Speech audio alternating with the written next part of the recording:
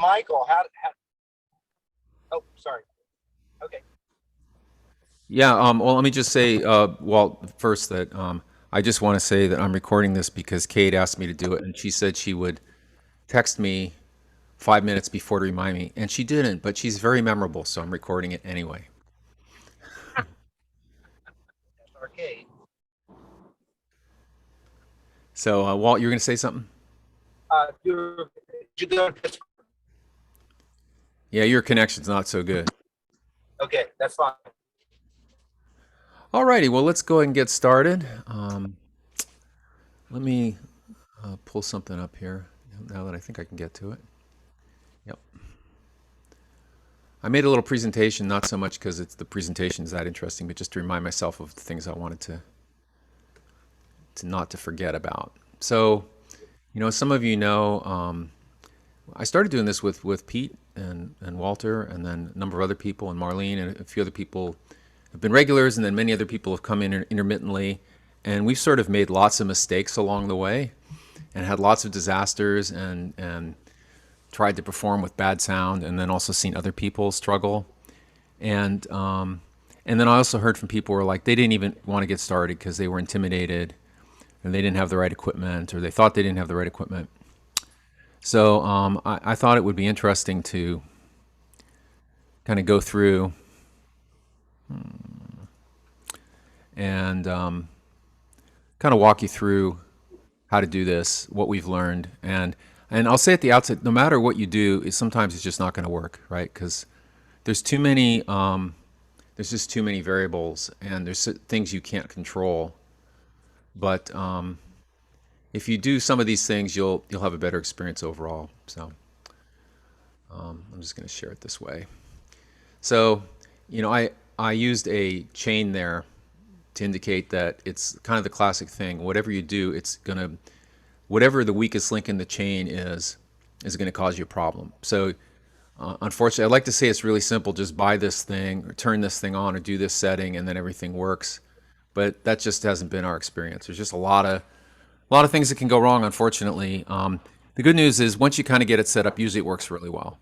And if you go look at our videos, if the Social Distance Cafe videos, you can go to our YouTube site, and there's videos going back about a year, and you'll see the progression of the quality, hopefully of the performances, but also of the sound quality and the video quality as you go through. They generally, especially for those of us who are regulars, they consistently tended to get better over time, and that was part of the learning process. So we're trying to give you a jump start on that.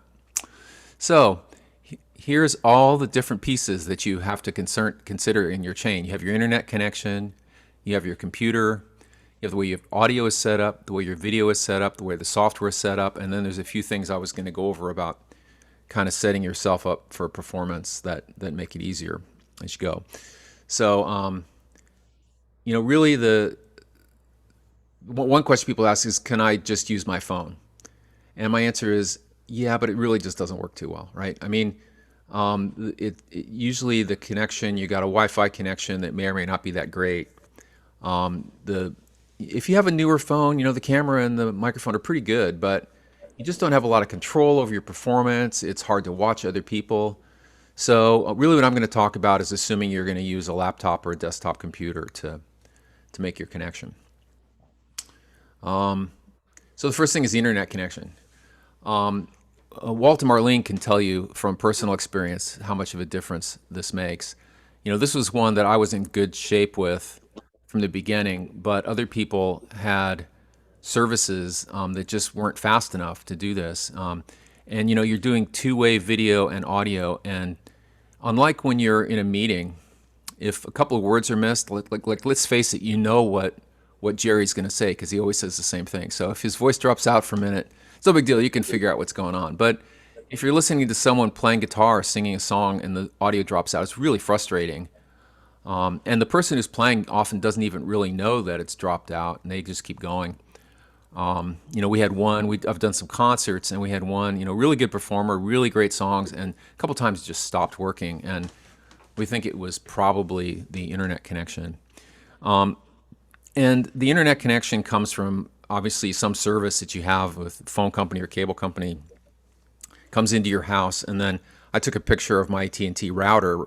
This is kind of the key piece of equipment, right? So somewhere you've got this router that you either bought one or most people just rent the one or use the one that they give you, and that's what's connecting your home network to the internet. And so first of all, you have to have good enough service, right? So, I mean, I'm kind of geeky on this, so I got like I have 1 gig fiber services, like pretty much the best you can get at home. But you're also limited by what's available in your neighborhood. Some places just you can't get good enough connectivity to do this at all. So, but if you have a choice, usually faster is going to be better. And if you have choice of more than one vendor, ask around, ask your neighbors or your friends, and find out which one's better and get the better one if you can, if you're not in a long-term contract or something. So that's one key. So I've had that one nailed from the beginning. The next thing is maybe not so obvious. Most people don't really realize or think about this, but most people connect to their router with Wi-Fi, and that's fine for most things. Certainly for web browsing and even most of the time if you're watching YouTube video or something or listening to Spotify, it's fine.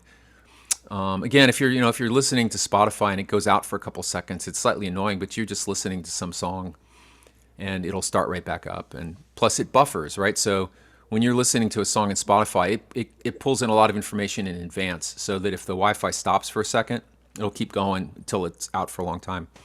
But because this is happening in real time, it can't do that. There's no way for it to buffer very much. So as soon as it cuts out, your audio is just going to stop. And again, it doesn't really enhance your performance. So what I recommend, if you can do it, if you have a way to do it, is to directly wire your computer to your router. So you're not using Wi-Fi. So in the back of the router, there's little plugs, and you can get a wire. It's called an Ethernet wire, or a RJ45 Cat7 wire. But if you just go to Amazon and look for wired Ethernet, you can buy a wire whatever length you need. And even if you just run it across the floor for when you're doing this and then put it away the rest of the time and use Wi-Fi, that's okay, because the Wi-Fi is going to be fine most of the time. It's just that when you're doing something like this and you really want a good connection, it's very helpful to have that solid connection. So I have that in my house. So I've never had a problem with Wi-Fi because I'm not using Wi-Fi. So let me just stop there. Any questions about the connection? Peter, you hardwired in or are you using Wi-Fi? Oh, I'm hardwired, baby. Yeah, it just is more reliable, and you're just going to have fewer cutouts. I mean, even if you have really good Wi-Fi, it's still just the way Wi-Fi works. Every now and then, it's going to stop for a second or a couple seconds.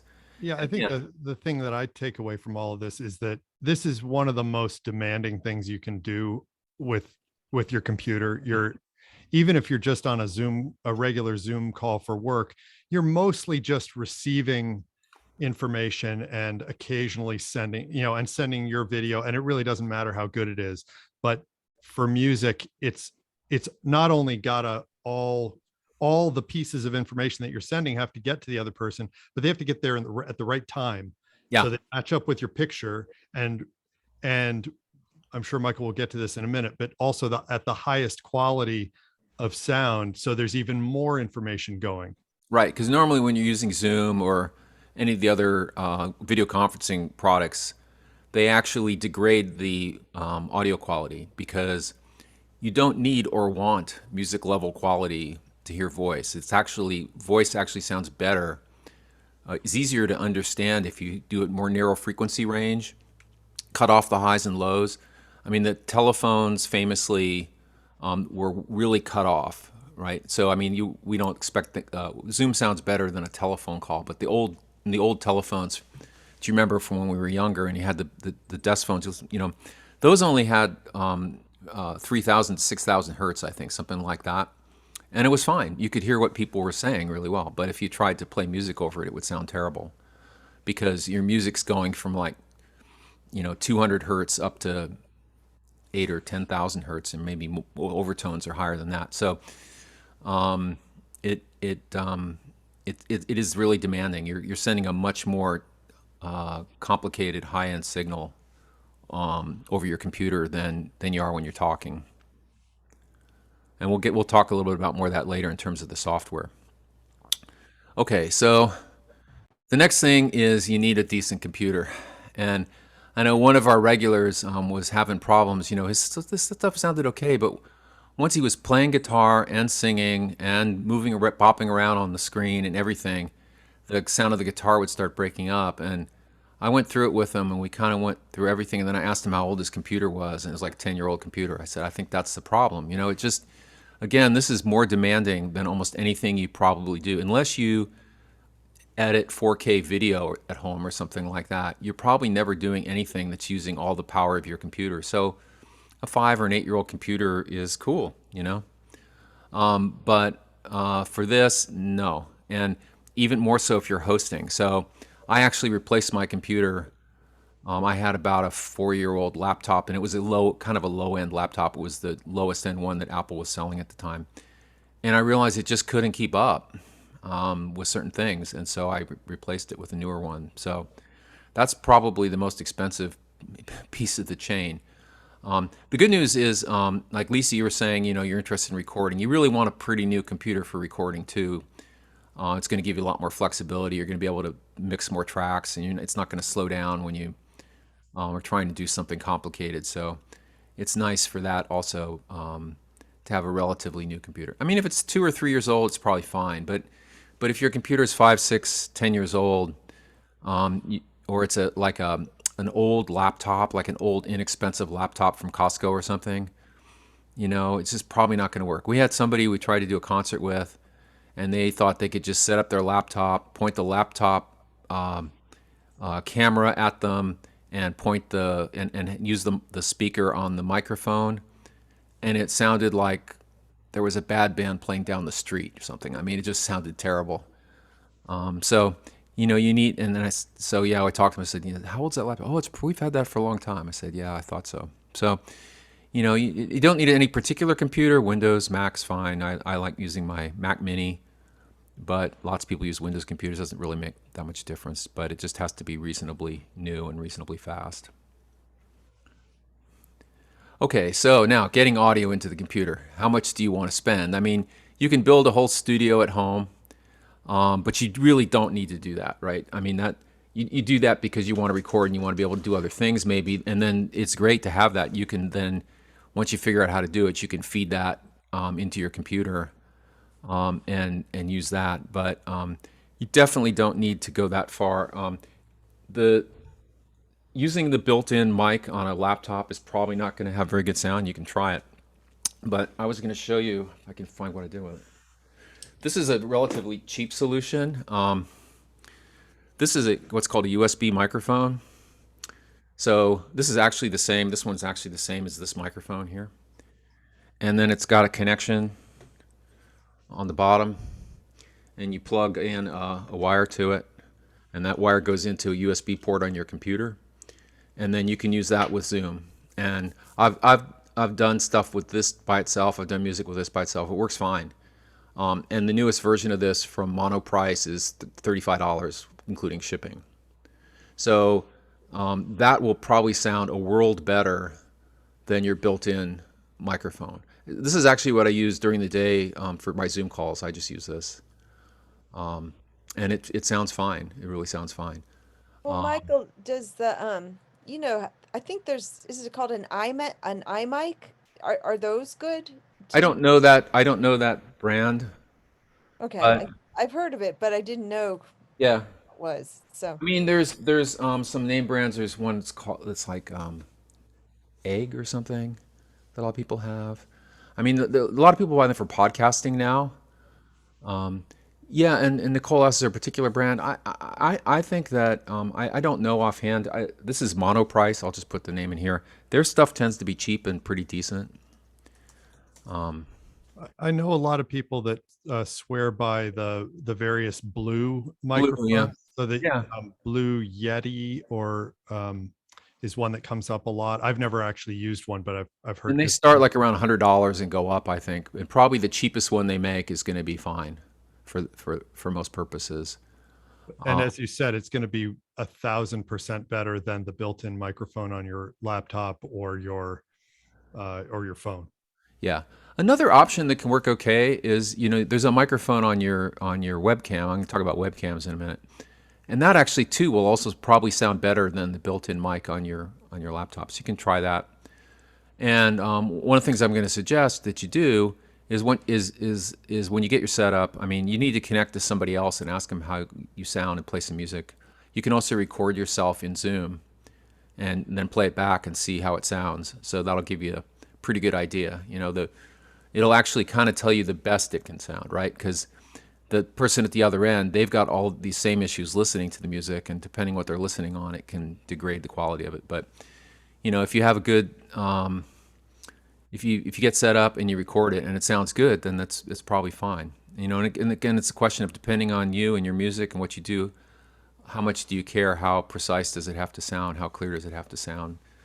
Or it depends kind of on your style and your goals and what you do. So the next step up from either using your webcam or a USB microphone is to have an audio setup with a audio interface device. And I'm actually going to wave my camera around. I can just show you what I have here. So again, hold on a sec. I looked online and talked to people, and I ended up buying this. It's called a Motu. There you go. It's Motu 4, MOTU. That's the one I bought. I think it was about $240. There are definitely cheaper ones you can get than that, but I also was going to use it for recording, and so I wanted one that had enough flexibility and enough quality to use for recording. Has 4 inputs, 2 mic preamps and 2 line inputs. It's got nice controls on the front. You can see the VU meters on the front. It can handle a mic plugged directly into it, so it's got the phantom power for 2 mics. I'm not using it that way right now. When I record, I go just straight into this. I don't use the other stuff I'm going to show you, because I want to just get the cleanest possible signal to record, and then I can add whatever I want later. If I want to add reverb or I want to add something, it's better to do that after you record it, and that gives you the most flexibility. If you add reverb when you record, then you always have reverb in it, right? But if you just record a clean signal, then you can add whatever you want later. I even do that for electric guitar stuff. I just basically do a direct connection into my computer and use a virtual amp, because then if I want to change the sound later, I can always change it. Some guitarists might prefer to use a mic. I'm using an amp, but that's how I like to do it. So that's the first thing, and so that's connected directly to my computer. So you can see my computer underneath. It's a Mac Mini. This particular one uses what's called USB-C connection. It's a newer USB that's kind of a thin oval shape, and that goes directly into my computer. It's also got a headphone jack, and talk about headphones in a minute. It's a real important component. And what I do, when I started, I just plugged my guitar and my mic directly into this, and that works fine. But I wanted a little bit more control over my sound. So the first thing I wanted, because of my personal vanity and my hatred of how my voice sounded, is I wanted to be able to do some reverb. So I wanted to be able to do the full Pete Rafel effect, So what I did is I bought a little mixer. And that's right here. So, oops, what did I do? Yeah, your camera's off, Michael. Yeah, I can see that. I'm just not sure why.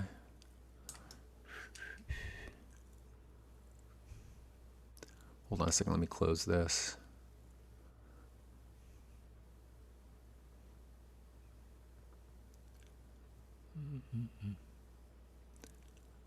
Okay. Somehow I muted the video. All right. So this is what I got. I got this from Sweetwater. It was $120, and it's technically a 6-channel mixer, but it's got 2 mic inputs or line inputs. Balanced, unbalanced inputs like you have from a guitar. So I usually have it with. I usually use 2 inputs, and I'll play it in a minute and show you what it sounds like. So I've got the mic. I always and by the way, this is something I recommend. Set it up the same way every time, so you don't get confused. So I always put my voice mic in the first input and my guitar in the second input. So The first one is coming directly from my mic, so that's the direct connection from the mic. It has the phantom power so that it can power the microphone, which you need for most good audio microphones.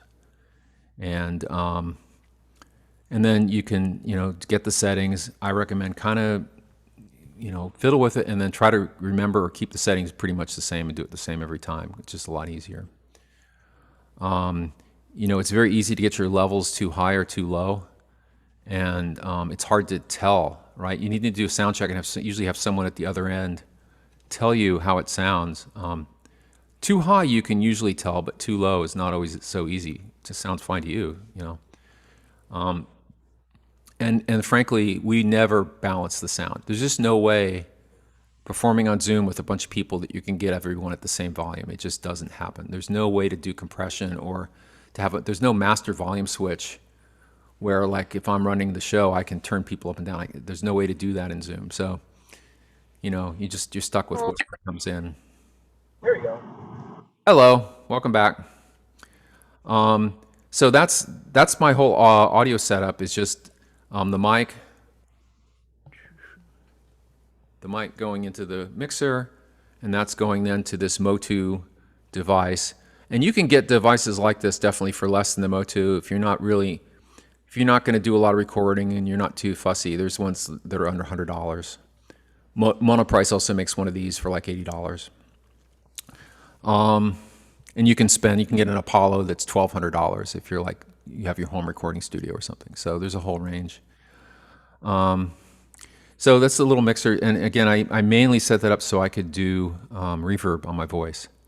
And then for my guitar, I bought a direct box, what's called a direct box, because I thought that I could also use it for live performing. Now, so far I've never used this in live performance, but I could in theory. Maybe I will someday. I hope. But this gives me some nice effects on the guitar. It has a chorus and a reverb. It makes the guitar sound really, really nice. So I could plug the guitar directly into the mixer and that would work fine. But this Stage Man, I think was about $170. It sounds really, really nice. And so that really enhances the sound of the guitar, the acoustic guitar, gives you a lot of control over the sound. And like I said, the same equipment will work on stage. It's what's called a direct box. So it'll actually take a signal directly out of it in the same kind of what's called a DI connection, like is used with a microphone. I don't do it that way for reasons that are too boring to explain, but I've just got like a guitar cable, but because it doesn't work that way because it's just the way my mixer works.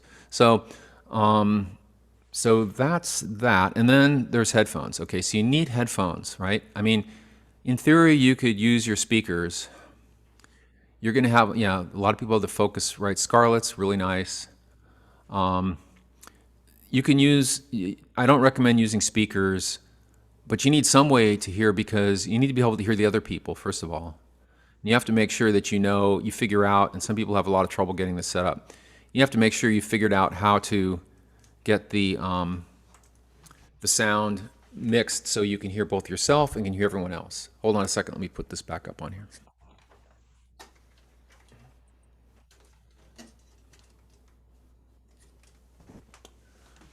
So what I'm doing right now is I'm using a pair of earbuds. I mean, these are technically stage monitors.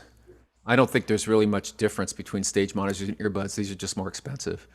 But they work really well. They're made by Shure. They form fit my ears really well. And they have these little loops behind them. So they're kind of nice. They kind of stay in place. And then I just have the wire going behind here. Now you can use headphones. And we all started out with headphones. I would say headphones are fine. With due respect to Pete, they do look kind of nerdy when you're sitting there wearing headphones while you're playing music. But not on Pete, they don't, because he's the epitome of cool. But, and I just find also, like, for an hour and a half wearing headphones, I get tired of it a lot of times. So I really like these earbuds. And again, I think these were $79 from Sweetwater. So they're not super expensive. But you probably have a pair of headphones around that you can use. Or you could use earbuds. I would not use Bluetooth because there's a delay with Bluetooth, right? And even a fraction of a second delay makes a huge difference when you're doing music. So you don't want to use really anything that's wireless in your audio setup, is my recommendation. So let's see, what haven't I covered? I think I've covered all the audio stuff. Why don't I stop and take, first of all, let me ask Pete, is there anything that you can think of that I've missed? No, I think you've covered it. I would just to sort of recap the option of if you're just getting started and you don't want to spend, I didn't write down all the prices that Michael listed, but it was starting to add up. Yep. If you don't want to go there, that USB microphone solution gives you the a high quality audio signal that goes directly into your computer, and it's a great place to start. I agree. There's certainly, you can, just as his slide suggested, you can spend as much as you want, but you don't necessarily have to. And then some of the webcam that I've got, I got for $50, I think, at the beginning of the pandemic, and it actually has a really good stereo microphone built into it. And so, and we'll probably get to the idea of original sound here, but when you I'm going to get there. I'm going to talk about video too. Sounds good. Yeah. So, any questions? Questions? If you use can you hear me? Yeah, Charles. Okay. If you use the USB mic, how do you plug in your guitar at the same time? You don't. Okay. You just use the USB mic and you hold you do it old school, where you just balance your voice and your guitar in front of the microphone. Okay. And so, again, for some of us, like, we really wanted to get beyond that, and that's why we have a setup like this where we can plug it. Now, I mean, and also, like, Rich Morey, who's not here today, when he plays his guitar with a guitar mic, and actually uses a mic in front. He just bought a new Martin and he had it set up with a mic. And that works, and that actually is often better sound than plugging into you've got a guitar mic. I mean, that's often going to be better sound actually than plugging in the guitar. But I would say that just like on stage, for this situation, it's a lot lower hassle to plug the guitar in. You don't have to worry about the distance from the mic and the mic placement, or the mic getting a little bit off axis. I mean, if you're recording, you definitely would want to use a mic rather than. I've given up completely using my direct input on the guitar for recording, because I've decided it just sounds kind of crunchy and I don't really like the sound. I like the sound of microphones much better. But for live performance, just like kind of low stress and easier, and sounds fine to use the direct on the guitar. So that's what most of us use. You can also plug in an electric guitar too. Some people perform on electric guitar. But sometimes I play mandolin and I just hold it here, and I don't have a pickup on my mandolin. So mandolin's nice and loud, and and it's closer to your mouth too, so it's pretty easy to balance. But yeah, if you have the USB mic, you're going to put the USB mic a little further away. You're going to have to make sure you have it turned up high enough in Zoom so it's loud enough, because you're not going to, like, I'm right on this, right? But you're not going to be the USB, because you're going to have to put it where you can pick up the guitar and the mic and the vocal. So, good question. Other questions? I was just going to add that Zoom, I think, can only recognize one audio input at a time. So even if you had two of those USB microphones, you couldn't use it. You'd have to pick one. That's how we sort of all have inevitably ended up with an interface and or a mixer. I have a mixer that's also an interface. So just so that you can have control over more than one signal at a time. So you can mix your voice against the guitar, put different amounts of reverb on one versus the other. We've even had people with backing tracks who play a backing track through another channel, and done that a couple of times. It's kind of stressful and hard to pull it off. I mean, Jason Chafee did it on at the open mic, but it's there's some next level stuff we haven't really gotten into. Yeah, and I put that right into my mixer, so I had the signal coming out of I just had it on a laptop, and I had it going directly into my mixer. You can use a looper type device or something like that. There's other ways to do it. I think Walt is showing us the far end of the complexity spectrum, where he's We now introduce you to the bridge of the Enterprise, where Captain Ferguson will. Well, And now, what you got um, there? yeah, I have to get Marlene to turn her audio down, but this is kind of what's outside my system. Now, I don't use every single bit of that. That Behringer blue box on the top, don't use that. The compressor limiter and the noise reduction below it, yes, I do. And the reverb and the equalizer, no, they're left over from another project. However, the mixer, I do use. It's another Behringer, and it's very, very nice, and it wasn't expensive. So there you go. And that's about all I can add. Yeah, and Rich says the Harmony sluts are also gear sluts. I would say there's one gear slut in the family, but that's my impression. Gear slut singular, but yeah, but I mean, Walter, how many changes have you made to this over the last year and a half? A lot, right? To get to where you A are. bit. Yeah, I've constantly updated my patching around. I currently have a direct box for each of our acoustic guitars. And now you use the mic, I use the direct box, but we both have very good systems in our guitars. They're not perfect. I wish I had a studio where I could, and a microphone that I could afford to put a microphone out. But I don't use my direct box right this second on my new guitar, because it essentially is its own direct box. So I plug it in the same channel, but on a different, like the line in rather than the mic input. Yeah, So I could use either. preamp, huh? I'm sorry. It has a built-in preamp, basically. Yeah, it has a built-in preamp, and it's quite loud. Thank you. And it's very good. So, but ultimately, I'd like to put another pickup in the guitar, so it would more match the my Guild, which has a humbucker in it. And I really would like to get back to having a humbucker and the under saddle pickup both. But that's yet another discussion for yet another time. So there you go.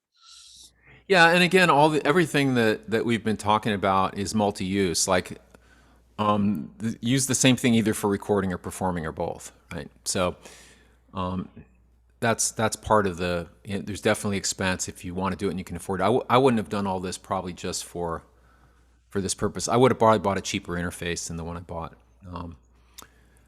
and so forth. So I probably wouldn't have bothered to buy the DI, except that, as I mentioned, I'm figuring I'll use it to perform at some point for the guitar. So, okay, well, let me go on and talk about video. So the main thing to know is to remember is that the video is nice, but if the video is great and the audio sucks, no one's going to care about the video, right? So you really want to get the audio right. And even if the video is not great, it doesn't really matter that much. But a few tips for the video. One is to get a decent webcam. As Pete said, $50 is plenty to spend. $50 Logitech. I bought a slightly more expensive one, but I think I have the one that looks just like the one in the middle there. But any of these is going to work better than the camera on the laptop. The other thing about camera on a laptop is you have to tilt the screen so that the camera is pointing in the right direction. It's kind of a pain. Hey, Michael, if you were referring to your slides are not up anymore. Yes, I am. As I was saying. So there you can see, I just grabbed that from some review, and the one in the middle is my Logitech. But I wouldn't, for this purpose, I would not spend a lot of money on a webcam. Just get any decent new webcam. It should work fine. I do like that the one I have comes with a little piece of software that lets me adjust the signal. So let me pull that up. And the main thing is I can zoom it. So, one of the things you want to think about is your framing. How much of yourself, how close do you want to be, and what are you going to show? I like to try to get it set up so that when I have the guitar you can see the guitar. Most people like to see the guitar, especially people like this audience, right? They're gonna want to see what key you're in, or if you're in an odd tuning or something. They like where your capo is. People like that, and so I always think, yeah, I'll adjust it, you know, and then you end up spending a lot of time tilting that back and forth just to get it right, you know. But you want to think about that. You want to think about lighting. I've actually, more for work than for this, I've put in new blinds in my room. There's a curtain here I didn't used to have, because when that's open, you know, a lot of light comes in the side and it makes it harder to just see my face, and also keeps it cooler on a hot day. So you can pull that over, and so you want the light in front of your face basically, and then you know you can look at what you have. And I've experimented with different, you know, rim lighting and different lighting, and natural lighting is the best if you have it. I think looks the best. Other than, you know, like again having like a movie studio, which I'm not interested in going to that level. So thinking about that, thinking about having enough light so that you can see what you're doing. So I have a little light here on the side, so that's over my mixer, but it's away, so it's not, I don't want it like that, because then if it was like that, then it's really distracting. So if it's pointing down in a way, and so I can see my equipment if I have to make an adjustment or something. By the way, I put it all on the table, like, so this DI is designed as a stomp box, so you put it on the floor. Originally I put it on the floor, and I realized, well, if I had it up here, it'd be very easy to, if I have to tweak a dial or something, it's right there at hand rather than having to lean down to the floor. So I just put it up there. So I think that's all I have to say about video. You know, it's actually much easier to get immediate feedback on the video. You look at how you look on the screen, that's how you look. Whereas audio, it's just a lot harder to dial it in. Okay, and then I think the last thing, I was going to talk about the software a little bit. So there's a bunch of stuff that Zoom has and doesn't have, and the most important thing to know is what's called original sound. And I'm just going to do a demo to show you the difference here and show you about original sound. And you can see in the upper left-hand corner, it'll say original sound off or original sound on. Most of yours probably has original sound off. And what original sound does is it turns off a lot of the processing that Zoom does to optimize for voice and meetings. So in voice and meetings, you want to get rid of any extraneous sound. And, you know, like your guitar sounds like extraneous sound in a meeting. Sorry. You know, it depends on what kind of meeting you have. But the meetings most people have, they don't want to hear the dog bark. They don't want to hear a kid cry. They don't want to hear these other noises. And so Zoom tries to cut that stuff out. And it also tries to optimize for bandwidth. So it again, like I was talking about before, it kind of limits the signal, because it figures 99.9% of the time you're listening to speech. And so you want it to be optimized for speech. So that's what they do. But not too long after the pandemic, they got a lot of complaints about how it sounded. And they've gone through several iterations and improvements with this original sound. So let me just check. I'm going to unshare here for a second. All right, let me turn original sound off. Okay.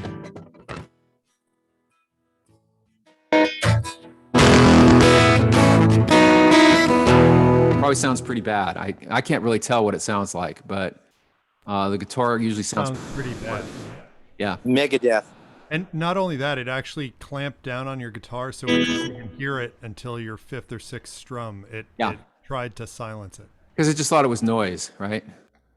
And so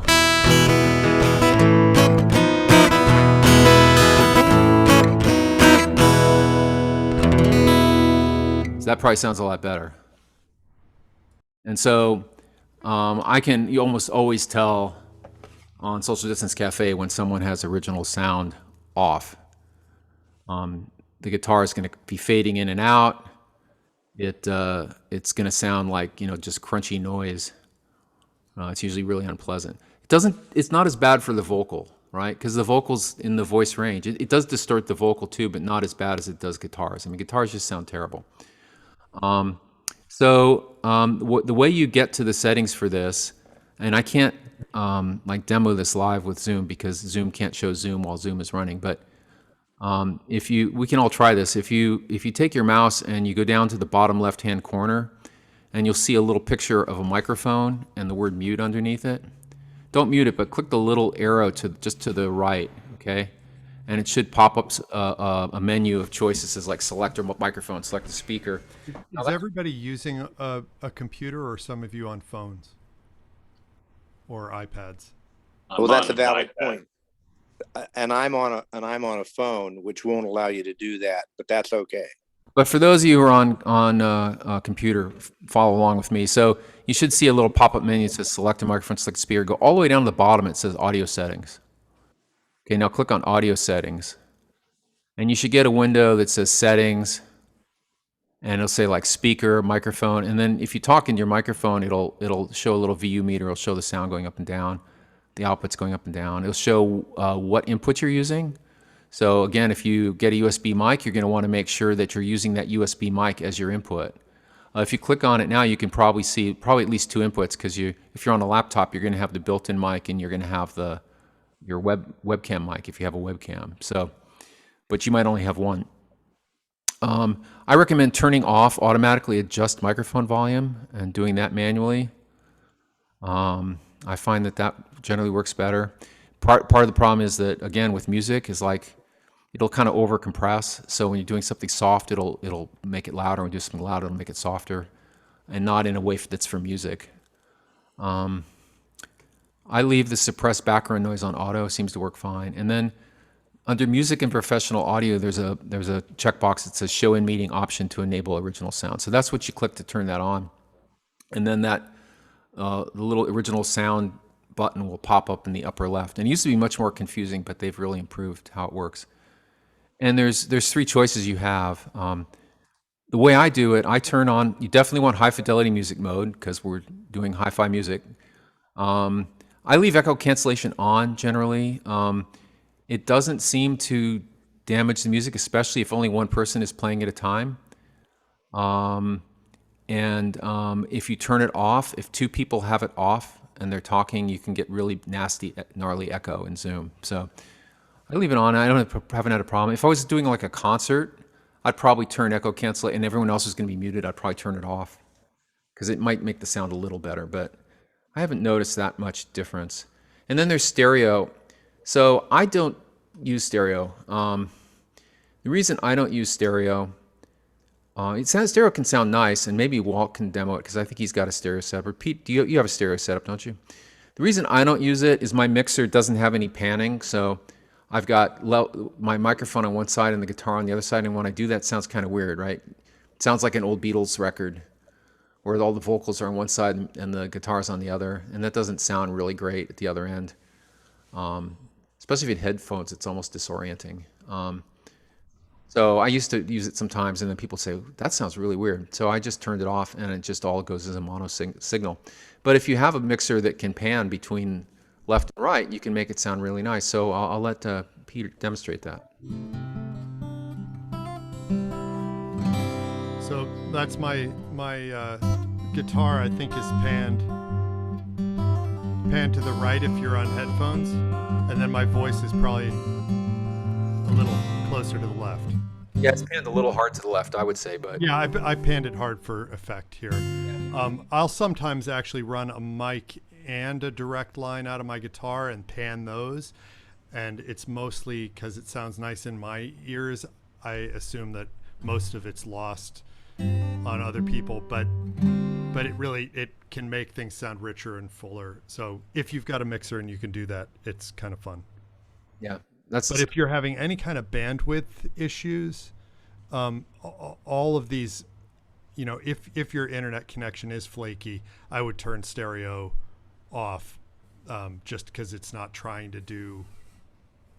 Yeah, if you roll over the question mark next to stereo audio, the last sentence, what Zoom says, it will increase CPU utilization and consume greater network bandwidth. So if either your computer is maxed out in terms of its ability to perform, or your internet connection is maxed out, you definitely don't want to use stereo, because the additional effect is not going to be worth the quality that you'll lose. So only if you've got a good connection and a good computer and the right mixer. So that's why I just don't bother with it. But it can sound really nice if you're able to do it. You know, I didn't think of checking that with. I don't remember if I checked that with Jacques. I wonder if he was using stereo. I probably would have had him turn that off. So that's really it. Oh, a couple just little non-technical things. Okay, so I was just going to show you a couple things. Your slides are still down if you need. Yeah, I them. don't need the slides. I'm going to use the camera here. So a lot of people like to have music or words in front of them while they perform. And, you know, depending on your setup, a music stand may or may not be convenient. I bought this, what's called a copy stand from Amazon. I think it was like $7. And then you can just take your paper and lean it up here. And now you can see what you're doing. I see Walt's got something similar. Let me turn the light so you see. Okay. Yeah, so I've got some lyrics there, and I can see them. Another thing I didn't think to mention about performing and audio is if you want to make the best connection with your audience, you want to be looking at the camera. So you want to make sure the camera is in a place that's comfortable for you to look at. Try to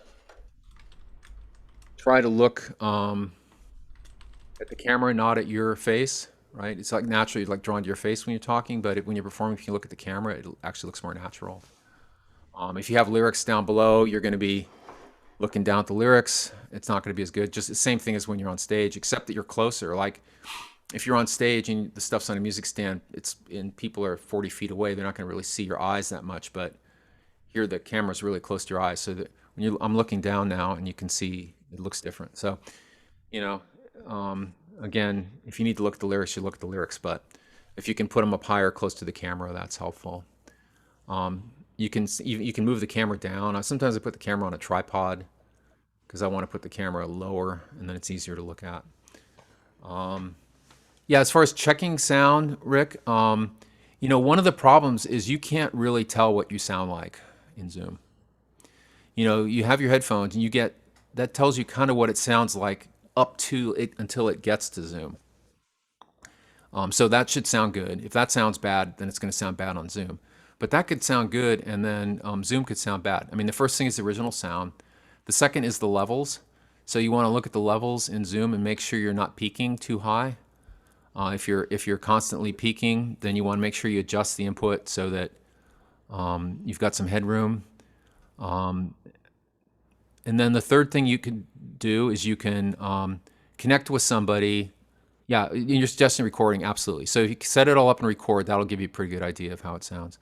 And then, you know, when we do Social Distance Cafe, we usually invite people to come in before and check their sound so that they can get some idea. But as I was saying before, even with all that, we never get the levels even. I don't even try anymore.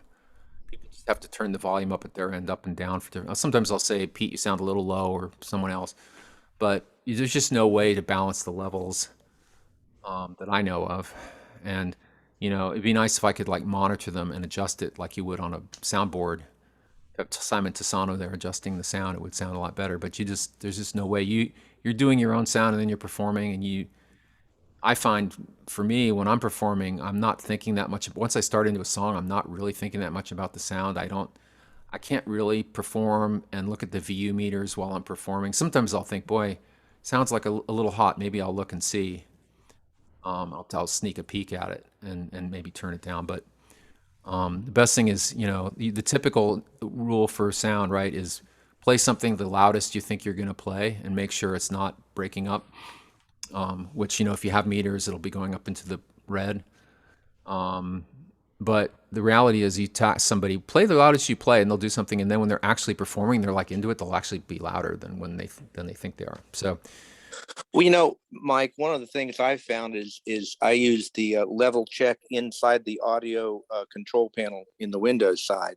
And you know, where it runs that down, it runs that tone sequence. Yeah. I run that down so that never peaks higher than like 70%, which is square root of 2/2. But it never ever hits the top end. It's always at 70% or the peaks. And that's where I usually do references from. When I'm looking at something coming in, same thing. Yeah. So you can do that. You can generate sound on your computer. But again, get feedback. Have people you trust tell you how it sounds. Sometimes we'll just stop somebody. I'll say, wait, hold on, because they didn't have original sound on, or they've just got something turned up too high or too low, or you can just hear the guitar and you can't hear the voice. I've had problems over time with the balance between the guitar and the voice. Even though I think I have it right, it just doesn't, I mean, I think I've gotten better at it over time. I kind of know about where the levels need to be. So I'm usually close to where I want to be when I start, and then I can tweak it as I go. But it's really hard to perform, listen to yourself perform, look at the gear, look at the computer, think about the emotion of the song while you're thinking about the balance of your voice and the guitar. That's why, you have people who are really good at doing that while you're performing. It's always going to be better. But you don't typically have that luxury. When I did, when Jillian, some of you know Jillian, she did a concert for us. She was really nervous about the sound. I said, look, she's in LA. So I said, come on over. It was as COVID was starting to, so right after COVID, and we were both vaccinated. So I said, come on over and I will run the sound while you perform. And that was really nice to have somebody running this. She didn't have to think about it. And I'm just sitting there all the time with the headphones, listening to the balance, just listening to the sound, and watching the meters and everything. So, if you have that luxury, that's great. But we all started doing this because we were by ourselves in our offices or our bedrooms or our studios or whatever. And so, you can do everything and it's still not going to be perfect. But as they say, perfect's the enemy of the good. Just if you can make it good most of the time and then enjoy it and have fun, because that's really the main thing, right? You want to do all this and get it out of the way so that ideally you get all this stuff out of the way, you experiment, and then you perform, right? You don't really want to be doing this, thinking about this stuff and performing at the same time. It's so hugely distracting. It's not really fun, in my opinion. I'm not quite the gearhead that Walter is, but I can appreciate it and have fun with it, but not while I'm performing. When I'm performing, I just want to perform. So same thing with recording. I mean, this is what I've been a real challenge for me with home recording is I find that if I have a technical problem while I'm recording, it just completely takes me out of the zone. Now I'm thinking about the tech and not about my vocal performance or my guitar or something. So, if I had the money to have an engineer here whenever I'm recording, that's what I would do, but not really practical. So I do home recording, but I find that a very difficult thing about home recording. It's like two totally different parts of your brain, thinking about all the wires and the settings and all that versus dealing with music, which is like a totally different thing to me. Unless you're like a perform on do loops on synthesizers, then it like blends. But for the kind of stuff that most of us do, that's more acoustic, it's not really a good fit. We do it because we need to do it. So yeah, so hopefully you do it and you figure it out. I'm happy to do a session with any of you privately if you want to test your sound, get feedback and get it dialed in. And then, as I said, you get everything right, and then there's one setting that's wrong and it doesn't work. You forget to press the button for the phantom microphone, or you plug a cable into the wrong place, or you have a bad cable, or power supply goes. I mean, just it's Murphy's law lived large when you do this. Given that, I think if you look at our performance on Social Distance Cafe, it's kind of impressive how many of them are actually really good with all the challenges that we have. And then you also have the thing of like performing for the screen, which is not optimal either. It was such a thrill being at Frets and Refrains and performing for people live. It's just like, holy shit, this is so much more fun. It's maybe a little more scary in some ways, but because you've got that feedback, but it's way more fun. And it just fits the music. But but if we hadn't done this, I wouldn't have got to spend all this time in the last year with Walt and Marlene and Peter and Rich Kruger and our buddy Jacques, who we met through this, and Jillian and Rich Morey and all these really cool people that we never would have even known about in some cases. I mean, I never would have found Jacques Dorier in Albuquerque, and the guy's brilliant, and he's fun, and he's just such a cool guy, and he does music and he does sculpture, and so there is something about the internet. Or getting to hear Andrew Wilkins from Australia, couldn't come to camp this year, or Elsie Franklin from York in England. I mean, it's really been great, but it's not the same thing. It's got its pluses and its minuses. So. All right. Anything else? Just thank you for taking the time to show all this. This has been great. Well, Really thank you. good. I hope it's Yeah. helpful, and I hope that now that you've done this, I hope some of you will please come and sing at Social Distance Cafe, which is super supportive environment. I mean, much like Frets and Refrains, it's not about showing off or who's got the best new song or the fanciest guitar licks. It's about supporting each other and kind of listening to each other make music and helping Yes. us get better. So When's the next one, Michael? next Sunday, a week from today, Okay. at 4:30 California time, 7:30 Eastern time. But you can log on at 7 and do a sound check, right? Right. Come in a half hour early, especially if you haven't done this that much. Come in early and do the sound check. I mean, I'll throw people in whenever they show up at the last minute. I'll let them try, but I just feel better. Like I said, I like to do all that in advance and then try to not think about it as much as possible. And I have like a third level of complexity because I'm like emceeing the show and trying to set the right settings and, remember to do this when someone talks, right? Put somebody on the stage, and then put the next person on the stage. So it is there is a good bit of mental exercise involved in doing this. That I wish there wasn't, but Is it Lisa, okay? what do you have for us? You're on stage, so it's your turn. I don't think she's ready right now. Oh, never mind.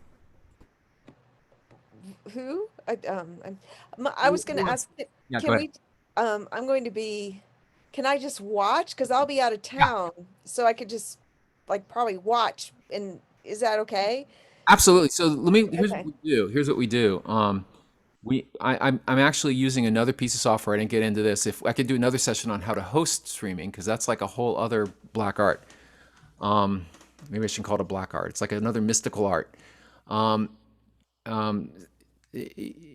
So you can actually make Zoom go directly to Facebook, and you can make Zoom go directly to YouTube, but you can't do both at the same time. And I wanted to do both at the same time, partly because I know some people just don't really like to use Facebook, and they'd rather go to YouTube. So I'm paying for a separate service called Restream.io. And what that will let you do is take the Zoom signal and send it to Facebook and YouTube simultaneously. I could also send it to Twitch and other places but I don't know that we have an audience there. YouTube and Facebook seems to cover 99%. So I use that, and it does that automatically. There's a little magic you have to do to hook them up, but and I have to do that each time. So I was saying, hold on a second, I got to do this thing. I'm always spending like 2 minutes before we start to get it started. And then it will show up live on Facebook and live on YouTube. So all our sessions, unless something goes wrong, all our sessions are live on both Facebook and YouTube. You can go to the Social Distance Cafe group or page on Facebook, or if you just search Social Distance Cafe on YouTube, you can find it. There's a link from our website, socialdistancecafe.com. And there's also a mailing list. So you can either go to that website and there's a place to sign up for the mailing list, or if you just drop me an email, I can sign you up. And then I send out an email before every performance time, reminding people when it is and sending the Zoom link. So the Zoom link is intended for the performers. So if you want to perform, if you wanted to do a test and you want to come in on the Zoom link just to try it, that's fine. But the intention is that the Zoom link is intended for the performers. That's the sort of the backstage pass. And then the people who watch on Facebook and YouTube. And we often get 5, 6, 7 people watching live and making comments, occasionally 10 or more. And a lot of people watch the recordings because all the recordings are there. We can see comments come in. So it's really gratifying. We have some real fans who, like Lynn Henderson, who wasn't camp this year, but has been in past years. She she often comes and leaves nice comments, and she doesn't have connectivity at home to perform from home, so she'll come in and just watch, and she makes a lot of nice comments. A lot of other people do that as well. It's really kind of fun. It really does feel like an open mic where you've got almost as many people as the audience as you got people performing. So, I was just gonna demo the guitar just to show you what I do as far as, why I use the direct box. So, here's the signal just into the microphone. Sounds fine, but I like to add some reverb into it. So it sounds a little crunchy. That sounds a little crunchy. I've adjust the I've got the treble up too high, it looks like. Not sure what I was doing, but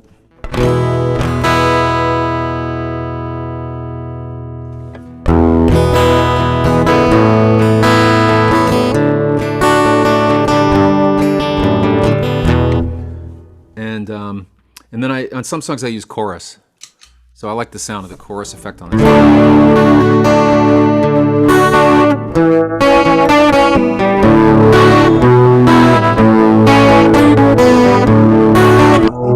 It's a little high, I think. Pretty hot, Michael. Level looks too high. I'm thinking a little hot too there. Yeah. Yeah. So this is for those of you who are not familiar with this, this is exactly what we do. Yeah.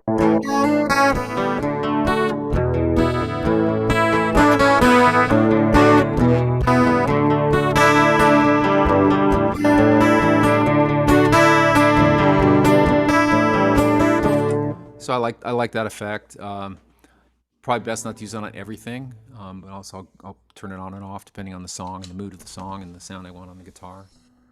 So so that's why it's nice to have that direct box, and it just makes it more fun for me to perform. But again, you don't have to have it. All right, so I think that's it.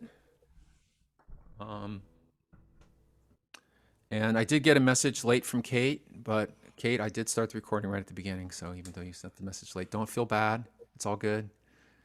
And it's so great to see you all. And again, I hope we'll see you on Social Distance Cafe. If you come watch on Facebook or YouTube, make a comment. I monitor the comments, so I'll see you there, and we'll say hello. And it's always nice to have people watch too. But hopefully you'll feel like you're ready enough, maybe after watching once, to come on in, or you can just watch a recording and then join us. You kind of see we definitely, if you watch one from the last few months, we know we have a certain rhythm and a certain way we do it, so then you would be prepared for how it works. So, okay. Well, thank you, everybody. Hope you have a great day. Thanks for coming. Oh, thanks, Lisa. Thank you. Thanks, Mike. My pleasure. Thank you. Take care. Thank you.